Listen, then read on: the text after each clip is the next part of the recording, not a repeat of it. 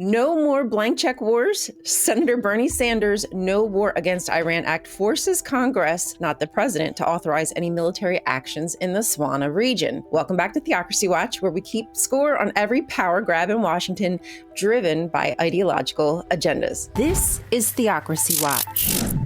For decades, the United States has marched in conflicts across the Swana region under the banner of defense, yet each new skirmish only strengthens Israel's regional grip. Iran becomes the pretext. Israel is the real power broker, drawing us deeper into a proxy war that will leave American troops holding the bag long after the headlines fade. A late May Ipsos poll shows nearly 70% of Americans oppose any new action there without a formal war declaration. Further proof, voters want Congress to represent the people rather than the White House. We're still operating under 9/11 in Iraq, authorizations for use of force that Congress never updated, and since then those wars have sucked up over $8 trillion.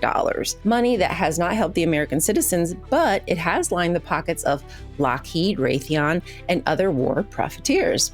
That's the whole point of Sanderson's No War Against Iran Act. It bars funding for strikes, airstrikes, or any other military operation unless Congress votes yes afterward, except responding to a direct attack on U.S. forces.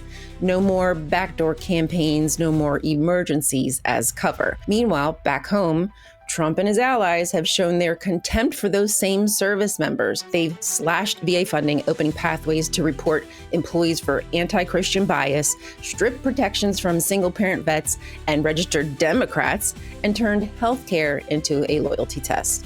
If they'll rip care away from veterans on American soil, do you really think that they'll hesitate to send them into harm's way abroad?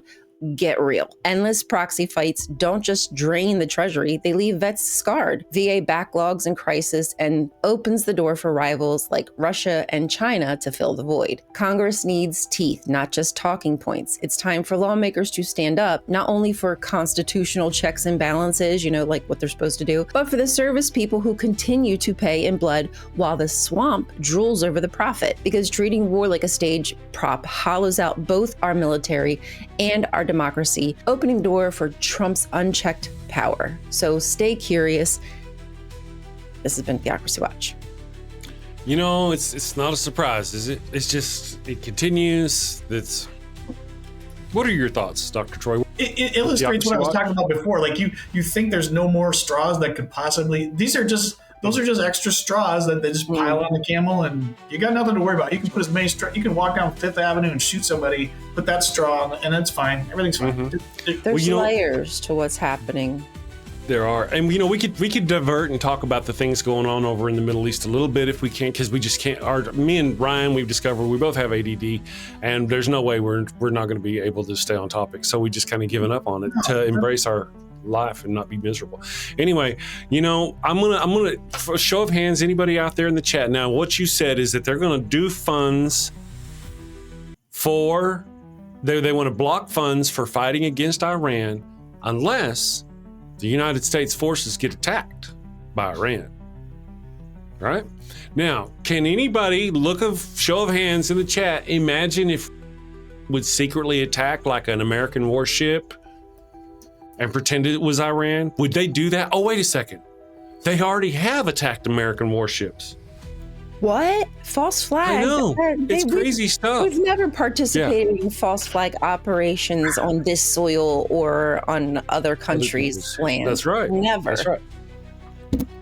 That is crazy talk. We sent, in the 80s, I remember, didn't Reagan send weapons to Iran? So I hate Reagan. Yeah. I mean, what's his name? Oliver North. Oh, yeah. Yeah, no. Oliver North. He was arrested, tried, and convicted for selling weapons to Iran, and now he's on Fox News going, "We shouldn't be selling weapons to Iran." Wowsies.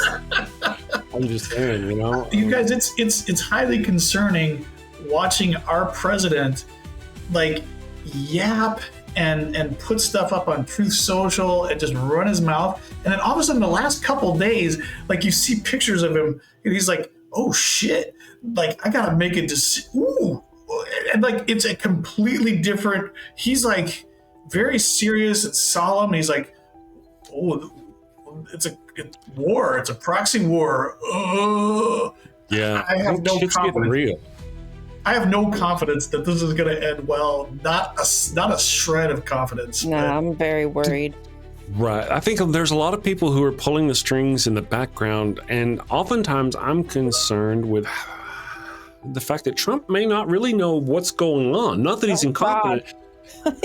Ryan herself was pointing out how, I mean, we always like to pick on him how he's dumb, but we also have to think about he may be getting information filtered to him too.